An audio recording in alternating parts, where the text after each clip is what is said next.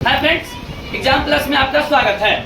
आज हम लोग क्लास 10th के फिजिक्स चैप्टर 1 प्रकाश का परावर्तन पढ़ेंगे। जैसा कि चैप्टर का नाम है प्रकाश का परावर्तन, सबसे पहले इसका मतलब जानने की कोशिश करते हैं। प्रकाश क्या है? तो प्रकाश वह कारक है जिसके सहायता से हम कोई वस्तु को देख पाते हैं। प्रकाश वह कारक है जिसके सहायता से हम कोई वस्तु को देख पाते हैं, सिंपल है। और फिर परावर्तन का मतलब ही होता है लौटना या वापस आना। लौटना या वापस आना, तो इस तरह से इसका अर्थ होता है प्रकाश के वापस आना। इस चैप्टर का शब्द का यही अर्थ हुआ। चलिए सबसे पहले हम लोग प्रकाश के बारे में पढ़ेंगे।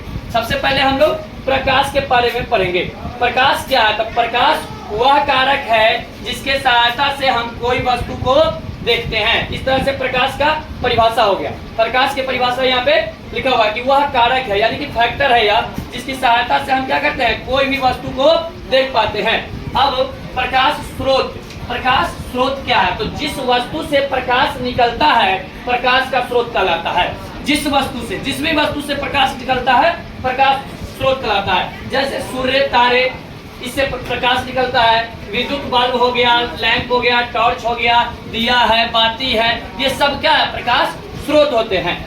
परंतु प्रकाश स्रोत दो प्रकार के होते हैं, एक प्राकृतिक स्रोत और एक मानव निर्मित स्रोत। प्राकृतिक स्रोत यानी गॉड गिफ्टेड, सूर्य, तारे हमारे क्या है? प्राकृतिक स्रोत है। विद्युत बल्ब, लैंप, टॉर्च, दिया, बाती, ये सब हो जाएंगे हमारे मानव निर्मित स्रोत, जो कि किसी न किसी मानव ने इसे बनाया होता है। अब हम आगे बढ़ते हैं। नोट: प्रकाश के जितने भी स्रोत हैं उनमें अन्य प्रकार की ऊर्जाओं को प्रकाश में बदला जाता है। यानी उसमें कई प्रकार की ऊर्जा होती है जिसे ऊर्जा को प्रकाश में बदला जाता है। प्रकाश भी एक प्रकार का ऊर्जा ही है। प्रकाश भी क्या है? तो एक प्रकार का ऊर्जा ही होता है। चलिए अब हम लोग प्रदीप्त व अप्रदीप्त वस्तुएं के बारे में जानते हैं, ल्यूमिनियस एंड नॉन ल्यूमिनियस। अब हम लोग सबसे पहले प्रदीप्त को पढ़ते हैं। वे वस्तुएं जो प्रकाश उत्सर्जित करती है या जिससे प्रकाश उत्सर्जित होती है प्रदीप्त वस्तुएं कहलाती है। जैसे सूर्य, तारे, मोमबत्ती, विद्युत बल्ब आदि बहुत से ऐसे वस्तु हैं जो प्रकाश उत्सर्जित करते हैं।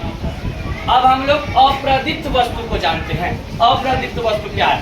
तो ठीक प्रदीप्त के उल्टा, अर्थात जो वस्तु प्रकाश को उत्सर्जित नहीं करती है या जिससे प्रकाश उत्सर्जित नहीं होता है, अप्रदीप्त वस्तु कहलाते हैं।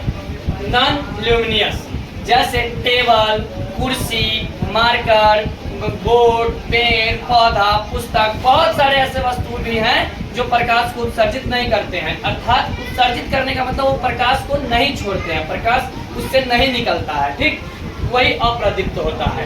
अप्रदीप्त जिससे प्रकाश निकलता है, हम सब जानते हैं कि सूर्य से प्रकाश निकलता है, तारे से निकलता है, विद्युत बल्ब से निकलता है, ये सब क्या है? तो प्रदीप्त है, यानी कि इसको अंग्रेजी में ल्यूमिनियस कहते हैं। आगे हम लोग पढ़ते हैं प्रकीर्णन। प्रकाश का प्रकीर्णन, अंग्रेजी में स्कैटरिंग। प्रकाश जब सूक्ष्म कणों पर पड़ता है, ध्यान से देखेंगे इसके परिभाषा को। प्रकाश जब सूक्ष्म कणों पर पड़ता है तो वे कण उन पर पड़ने वाले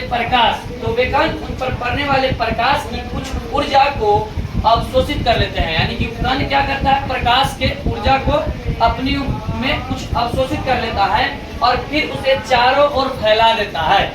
इस प्रक्रिया को प्रकाश का प्रकीर्णन कहते हैं। इसी प्रक्रिया को जो चारों ओर फैला देता है कण, उसी प्रक्रिया को प्रकाश का प्रकीर्णन करते हैं।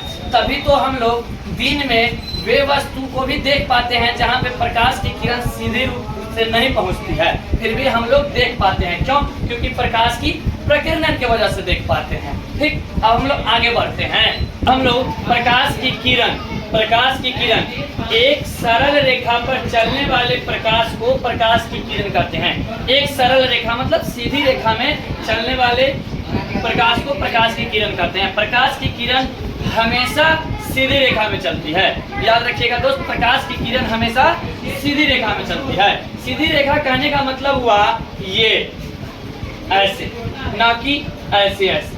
ये नहीं, प्रकाश की किरण हमेशा सीधी रेखा में चलता है, ऐसे नहीं चलता। ठीक, आगे हम लोग देखते हैं किरण पुंज। प्रकाश की किरणों के समूह को किरण पुंज, प्रकाश के किरण पुंज कहे जाते हैं। प्रकाश के किरणों के जब बहुत सारा किरण एक साथ चलते हैं तो प्रकाश के किरण पुंज कहलाते हैं। चलिए किरण पुंज को देखते हैं कि किरण पुंज कितने प्रकार के होते हैं। तो किरण पुंज भी 3 प्रकार के होते हैं। कितने प्रकार के होते हैं? 3 प्रकार के।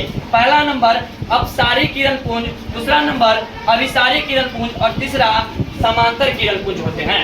चलिए अब सबसे पहले हम लोग अपसारी किरण पुंज को देख लेते हैं। अपसारी नाम ही है अपसारी। अपसारी मतलब फैलाना, अंग्रेजी में डाइवर्जिंग बीम। डाइवर्जिंग बीम का मतलब हुआ फैलाना।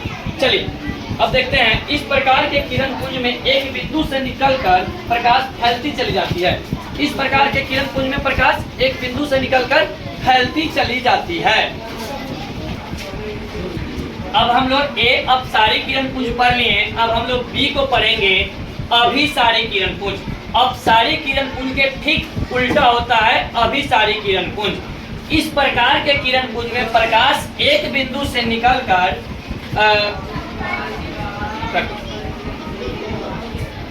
अभिसारी किरण पुंज में, इस प्रकार के किरण पुंज में प्रकाश एक बिंदु पर आकर मिलती है या मिलती हुई प्रतीत होती है।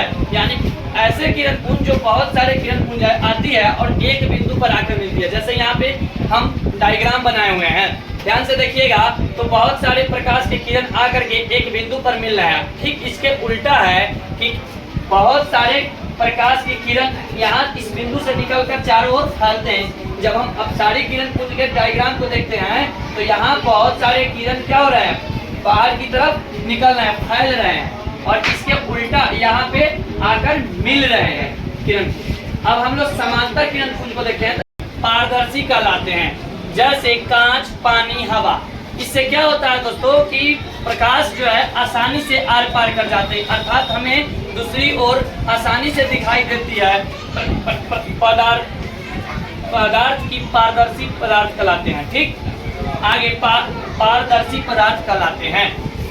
पारभासी वे पदार्थ जो उन पर पड़ने वाले पदार्थ के एक छोटे से कण को ही अपने से होकर जाने देते हैं, पारभासी पदार्थ कहलाते हैं। जैसे तेल लगा कागज, रबर और हल्के बादल, ये सब क्या है कि हल्का दिखाई देता है, यानी कि प्रकाश उस पार हल्का सा जाता है, पारभासी कहलाता है।